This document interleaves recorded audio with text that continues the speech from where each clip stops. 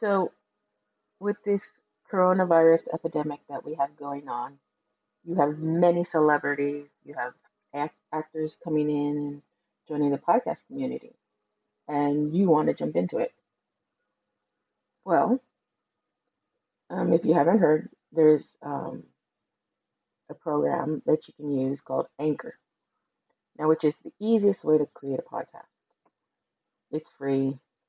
Um, there's a whole bunch of creation tools that allow you to record, edit your podcast from your phone, your tablet, your laptop, your computer. Um, it'll even distribute them for you. So it'll be heard on Spotify, Apple Podcasts, and many other podcast platforms. You can make money with your podcast with no minimum listenership. Like I said, we have a lot of celebrities, we have a lot of actors, actresses joining the podcast community. So they'll be making money because of their followers. Well, you can do it too. You could have 2 followers and still be making money. So it's an easy way to join the podcast community because this program lets you um, make money with no minimum listenership. And it has everything you need from a podcast program all rolled into one. So if you want to join the community, don't forget to download the free Anchor app or go to anchor.fm and get started. Join us independent um, podcasters along with the celebrities and the actors and the actresses who are on the podcast community. So don't forget to download the free Anchor app or go to anchor.fm to get started.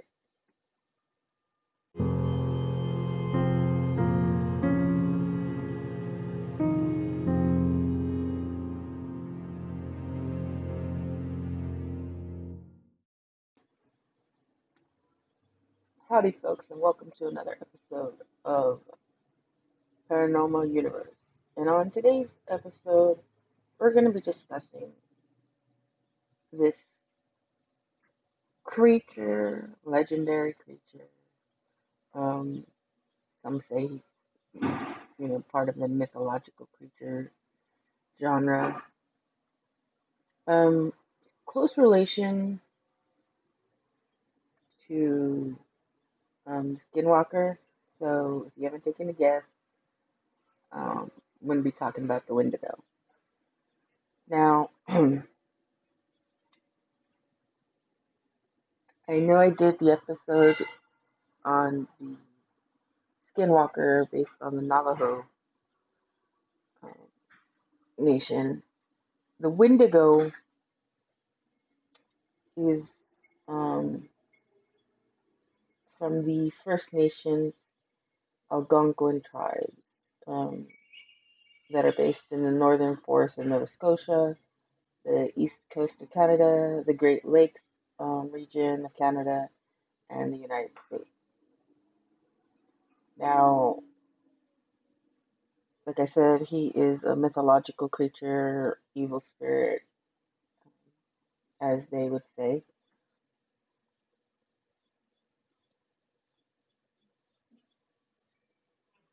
Um, the Wendigo is a monster with some characteristics of a human or as a spirit who has possessed a human being and made them look monstrous. Its influence is said to invoke actions of murder, unsustainable greed, cannibalism, um, and other such behaviors.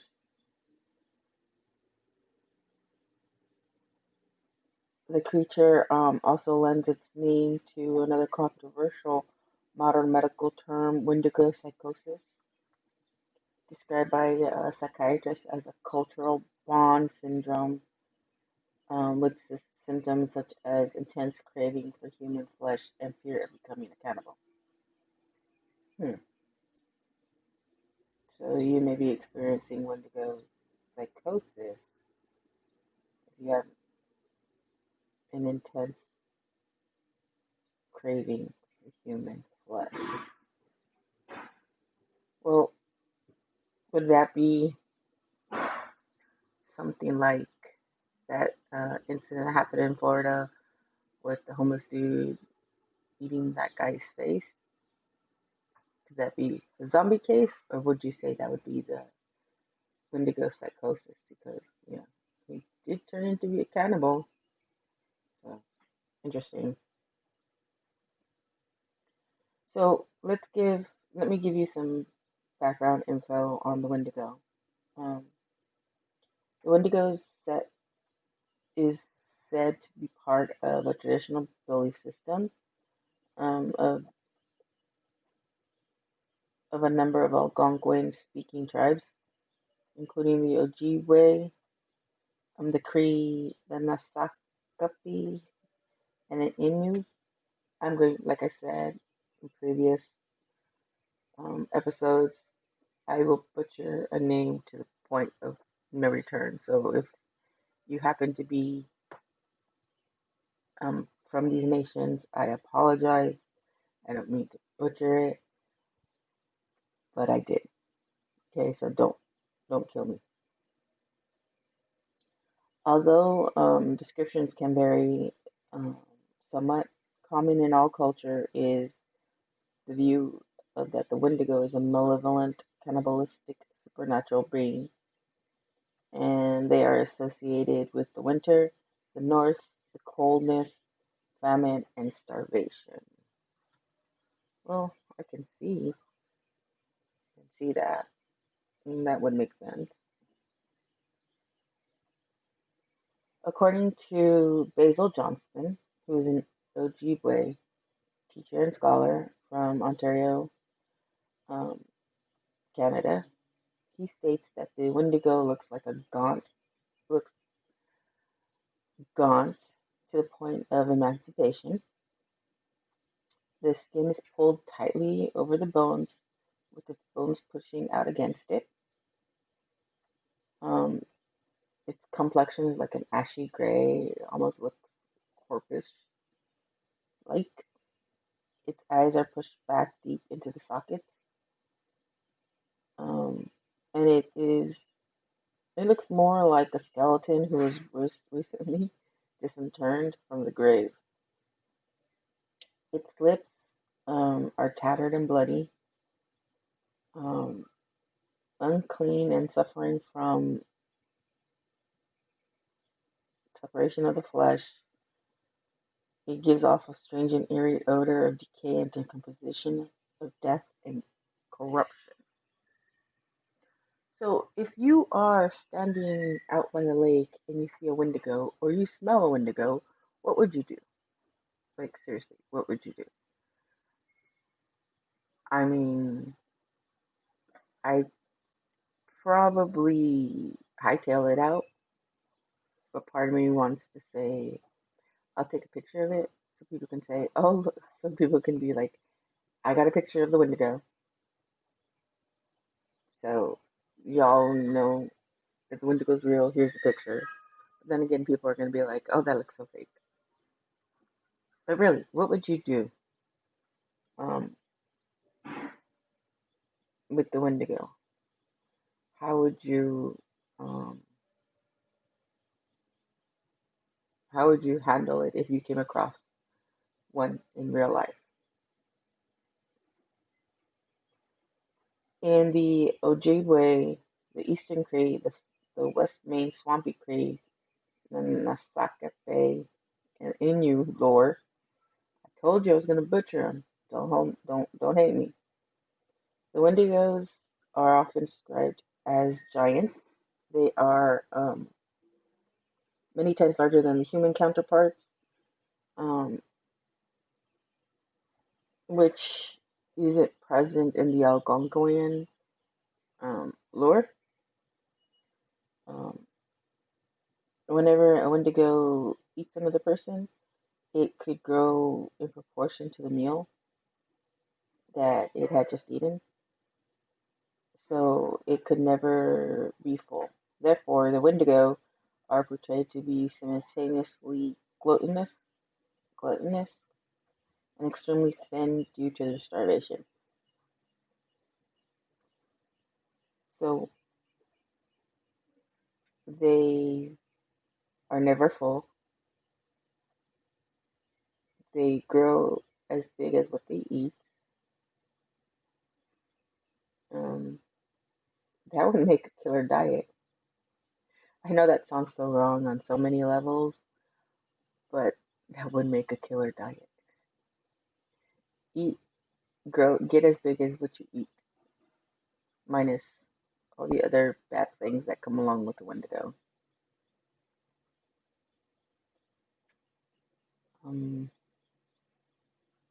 the Wendigo is seen, again, according to their lore, that the Wendigo is seen as the embodiment of gluttony, greed, excess, never satisfied after killing and consuming one person. They are constantly searching for new victims.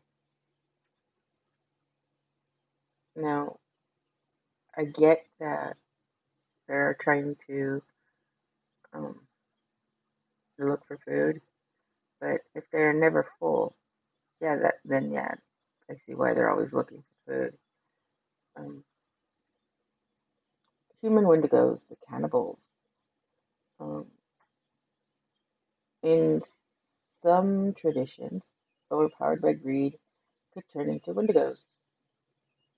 The myth thus served as a method of encouraging corruption and moderation.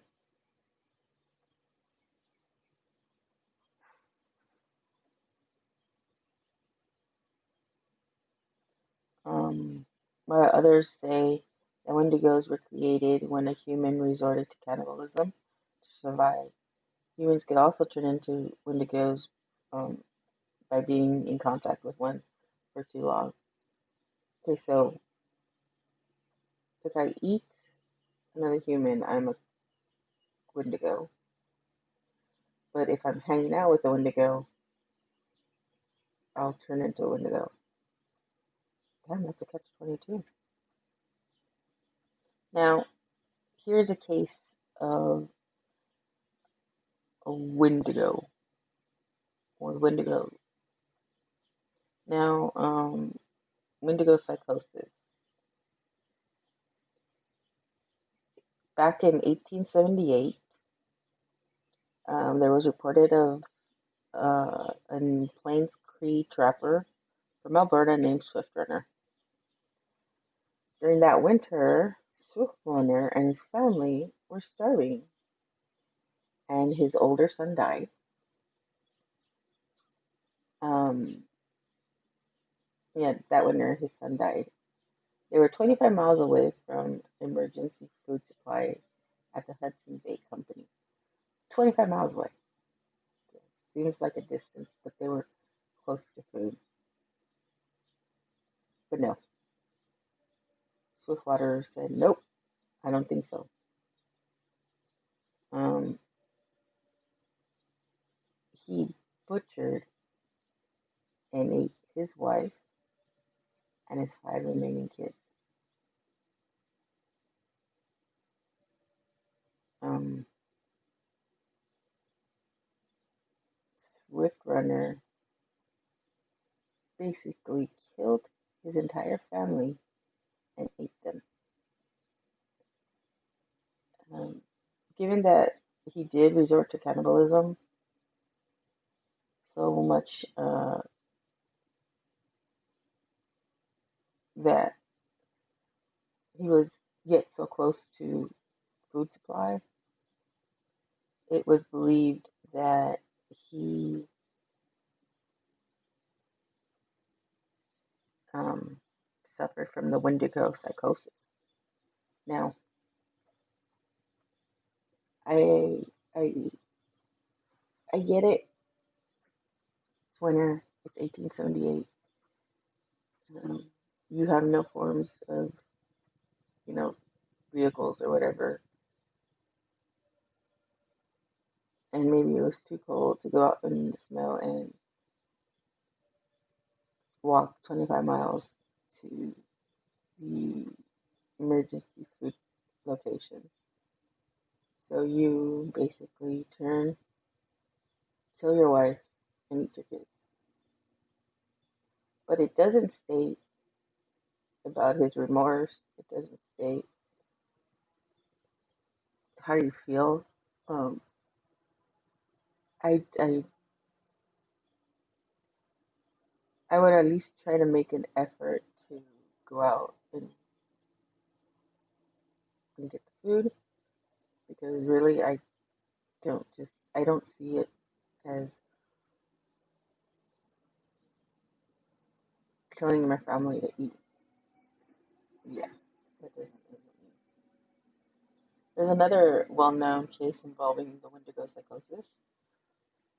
Was with Jack Fiddler, an OG Cree chief of medicine man, known for his powers at defeating the Wendigos, and in some cases, um, uh, killing those people with the Wendigo psychosis. Now, in that particular case, him and his brother were arrested and charged with murder, for killing said people with Wendigo psychosis. Jack ended up dying. Um, his brother got a pardon, but ended up also dying, um, 3 days after he received word that he was pardoned. Um, it's difficult for people to understand the Wendigo psychosis. Um, Psychiatrists are trying to figure that one out, but at the same time, you have to kind of figure out, wonder what's going on in the person's mind. What is leading them to go out and eat another person? Like, I can make a joke out of it, like, say, like, what does a person taste like? Does it taste like rabbit, chicken, snake? What do they taste like? But at the same time, I look at it as it's a serious mental issue, per se. Um, I could be totally wrong, um, but I don't know. Again, if you encountered a Wendigo, what would you do? How would you react? Um, is it something that you would run from? Is it something that you would try to uh, capture and, you know, give it to science to study? But what is there to study? It's a human that is emancipated or emanciated, whatever the word is, and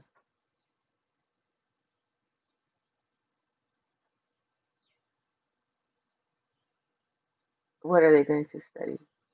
All they can study is, or try to get to, is, why did you do it? You can try to figure out their thought process, but at the same time, are you going to get a legit answer from them? Probably not. So what do you think? Honestly, what do you think of the Wendigo?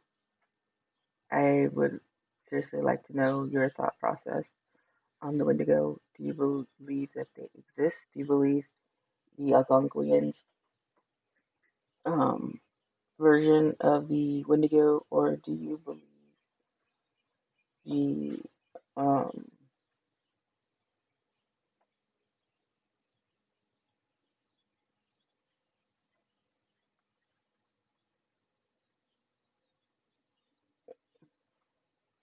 or do you believe the other nations, the Ojibwe, the Cree, the Nasakape, and the Innu?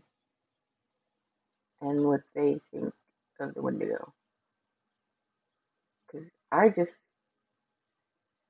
this one is kind of tricky because people say they've seen the Wendigo, people have encountered the Wendigo, but again, there's no proof, no documentation of the Wendigo. It's just hearsay. So in my eyes, if there's no proof, no documentation, that doesn't exist. And that's how I am with a lot of things. You gotta, show me proof, show me documentation. And there's nothing of that sort, then it doesn't really exist.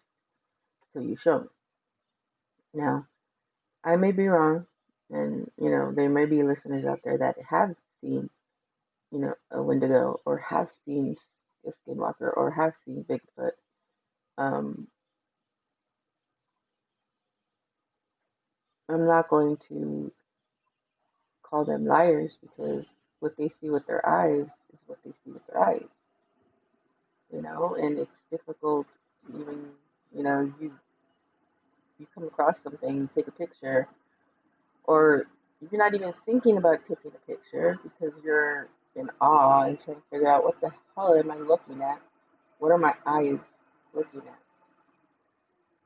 And it's not that easy, in my opinion, to remember to grab your camera. Because a lot of people, in a time like that, don't grab their camera. They don't, because they're in shock. They're almost like paralyzed. So, with that being said, what do you think the Wendigo? Um, what do you think about the Wendigo? Do you believe he exists? Do you believe it's a figment of imagination? Just a old folk tale from the nations? I'm curious to know. Inquiring minds would like to know. Uh, so leave a comment below, and that way I can check them out. Um, we all want to read about your comments, your opinions on the subject. Um, Also, don't forget to like and share and subscribe to the podcast. Um, I would really appreciate if you guys would, like the podcast. It helps with the ratings. With this quarantine crap, there are a lot of famous people who are creating podcasts, and they bring over their millions and millions and millions of fans over to the podcast system.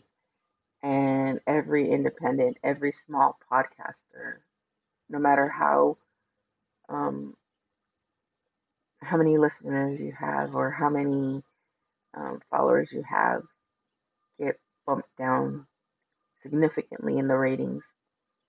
So if you all can, you know, subscribe, like, and share the episodes, not just for my podcast, but for all the podcasts you listen to, that would greatly help all of us move up in the ratings. Um, it's wonderful that people want to join the podcast community. It's wonderful, but it's also shitty when you are a celebrity or an actor or an actress and you come over to the podcast community and all of a sudden you were up there in the ratings and now you're in the triple digits, um, due to everybody bumping you down.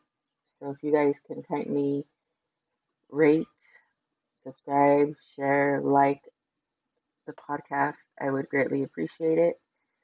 Um, Still working on the listeners uh, episode. So please, if you have any ghost stories, true or fake, doesn't really matter. Um, don't forget to send them to paranormalbuzzfeed@gmail.com. You can follow us on Twitter and Insta under the same, um, at paranormalbuzzfeed. Yeah, paranormalbuzzfeed. Let's see. And if you have any questions, comments, concerns, feel free to send us an email and we'll get back to you as soon as we can. Stay safe and don't forget to keep it ghosting. Your girl out. See you all later. Bye.